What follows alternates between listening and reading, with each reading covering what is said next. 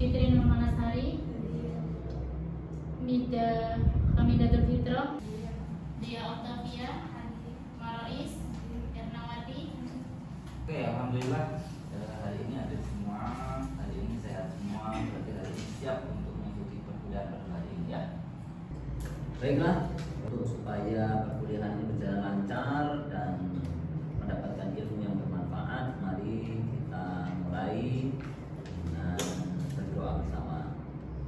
Silakan dipimpin ketua kelasnya untuk memimpin doa.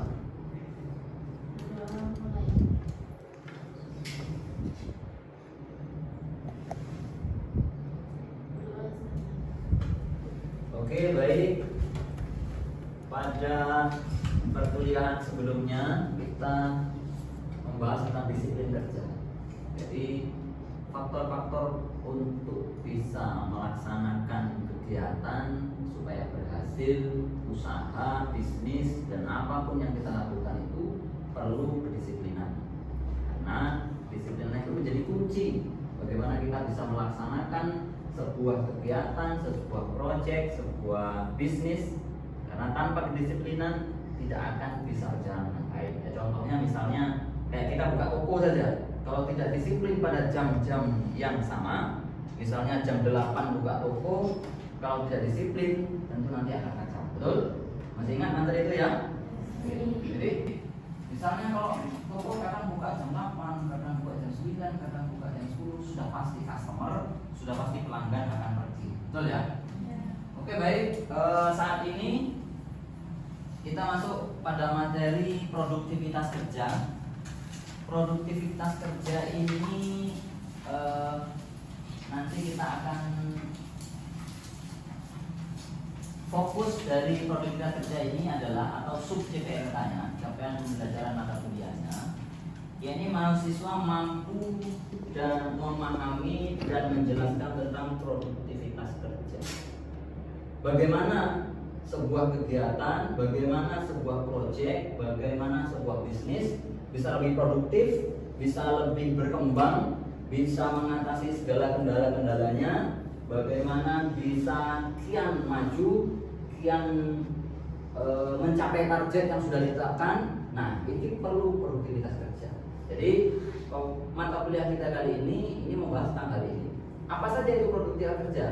Produktivitas kerja itu adalah dimensi produktivitas kerja yang dimana kualitas dan kuantitas kerja itu perlu untuk terus ditingkatkan, termasuk ketepatan waktu yang hubungannya tadi dengan disiplin mata kuliah sebelumnya. Terus bagaimana bisa memanfaatkan sumber daya secara optimal, dan juga output per input produktivitas itu harus parsial, harus total atau parsial. Oke.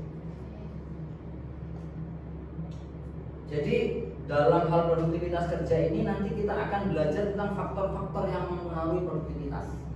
Bagaimana faktor itu bisa berjalan dan bagaimana produktivitas itu bisa diukur dengan maksimal.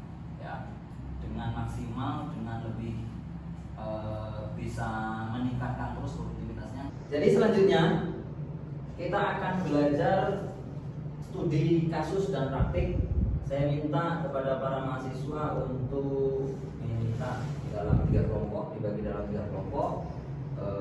Sampai akan memecahkan studi kasus kepada beberapa perusahaan yang sudah berjalan, yakni ada Toyota, Unilever, dan Gojek. Tolong didiskusikan apa hambatan mereka, apa yang mereka lakukan untuk meningkatkan produktivitas, dan bagaimana hasilnya. Oke? Nah, silahkan dibagi 3 kelompok. Jadi silahkan yang di depan ini ada 2, di belakang ada 1, dari sini ya. Di belakang ada 1. Ini ada 12 orang ya. Ada kendala bagaimana? Proses diskusinya. Ada kendala atau tidak? Oke, silakan dilanjutkan diskusinya. Silakan.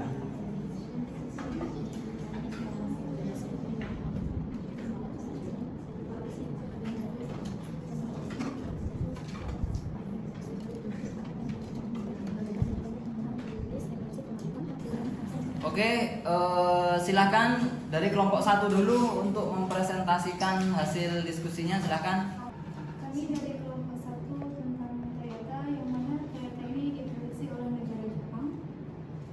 Masalah awalnya tingkat efisiensi produksi rendah pasca Perang Dunia Kedua, terbatasnya sumber daya dan biaya operasional, strategi peningkatan produktivitas, plan manufacturing, menghilangkan pemrosesan mudah, meningkatkan nilai tambah, just in time, produksi sesuai permintaan, bukan stok besar, kaizen, budaya perbaikan terus-menerus oleh semua karyawan, pandan sistem. Setiap pekerjaan bisa menghentikan jalur produksi jika ada kesalahan. Hasil darinya, waktu produksi lebih cepat, kualitas produk tinggi, produktivitas meningkat dengan efisiensi luar biasa, diadopsi oleh banyak perusahaan manufaktur global. Kelompok lain silakan kalau mau menambahkan atau melengkapi, silakan. Ya. Saya menambahkan, mungkin salah satu tambahan untuk strategi peningkatan produktivitasnya, karena Toyota itu didukung oleh modal yang besar dan dibantu oleh orang-orang dan rekan-rekan yang punya modal yang besar. Oh ya, baik. Yang nomor 3 ada tambahan mungkin?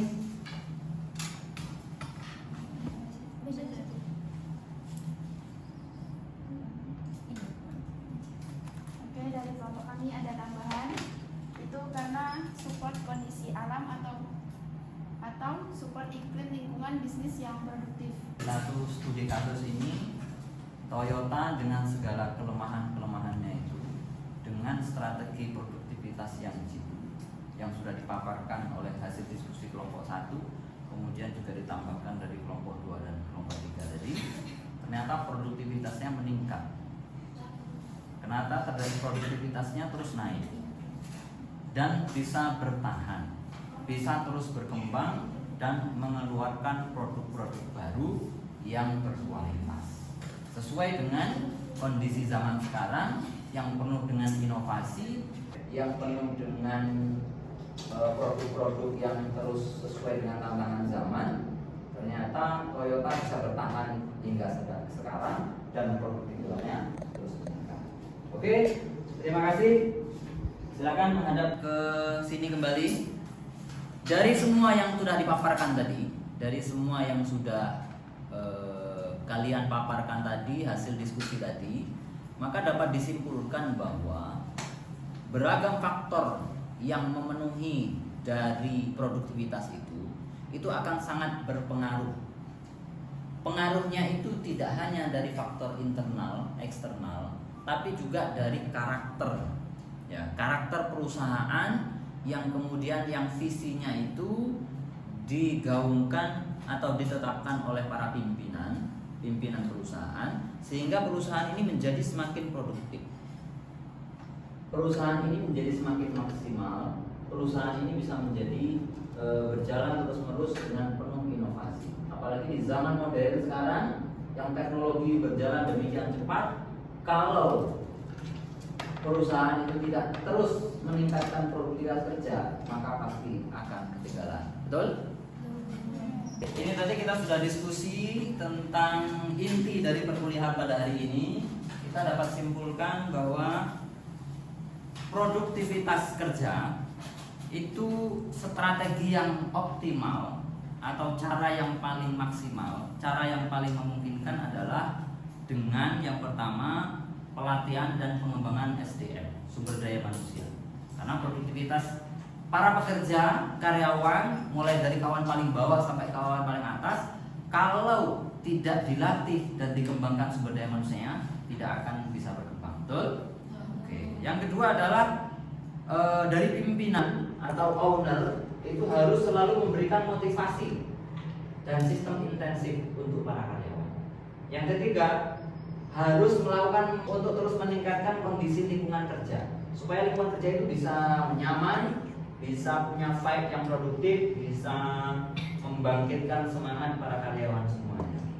Yang keempat dan yang kelima adalah tidak bisa meninggalkan untuk memanfaatkan teknologi dan digitalisasi serta terus melakukan perbaikan proses kerja. Itu sudah otomatis, betul? Karena pada saat ini teknologi dan digitalisasi memang sesuatu yang niscaya bahwa kita butuhkan semuanya untuk terus pengembangan produktivitas di segala bidang. Oke, terima kasih. Selanjutnya tugas untuk pertemuan berikutnya ya, tolong diperhatikan, silahkan dicatat ya.